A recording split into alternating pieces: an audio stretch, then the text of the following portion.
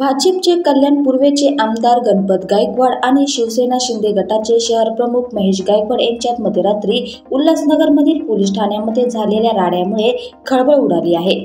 गणपत गायकवाड यांनी महेश गायकवाड आणि त्यांच्यासोबत असलेला राहुल पाटील यांच्यावर गोळ्या झाडल्याने ते गंभीर जखमी झाले आहेत। या प्रकरणी गोळीबार करणारे भाजप आमदार गणपत गायकवाड यांच्यासह 3 जणांना पोलिसांनी अटक केली आहे। उल्हासनगरातील हिल लाईन पोलीस ठाण्याचे वरिष्ठ पोलीस निरीक्षक विजय जगताप यांच्या केबिनमध्ये शिवसेना कल्याण पूर्व शहर प्रमुख महेश गायकवाड आणि त्यांचे साथीदार राहुल पाटील व भाजपचे आमदार गणपत गायकवाड यांच्यामध्ये एका विषयावरून सुरुवातीला बाचाबाची झाली। त्यानंतर शिवीगाळ व गोळीबार झाला। गणपत गायकवाड यांनी पोलीस स्थानकातच गोळीबार केला। यामध्ये महेश गायकवाड यांना 4 तर राहुल पाटील यांना 2 गोळ्या लागल्या आहेत।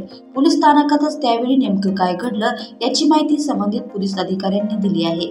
गणपत गायकवाड आणि महेश गायकवाड हे दोघेही तक्रार देण्यासाठी आले होते। दोघांमध्ये काही चर्चा सुरू होत्या।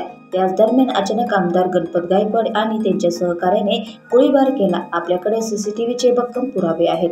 गणपत गायकवाड यांनी उठून शांत बसलेल्या महेश गायकवाड आणि राहुल पाटील यांच्या दिशेने त्यांच्यावर नेम राखून गोळीबार केला।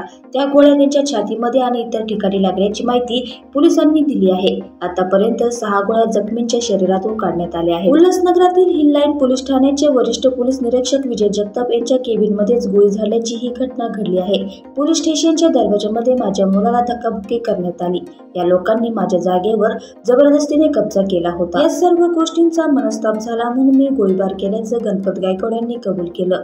माझ्या मुलांना पोलीस ठाण्यामध्ये पोलिसांसमोर मारहाण होत होती, त्यामुळे माझ्यासमोर पर्याय नव्हता। पोलिसांसमोर माझ्यावर जर कोणी हल्ला करत असेल तर माझ्या आत्मसंरक्षणासाठी असं करणं गरजेचं होतं, असे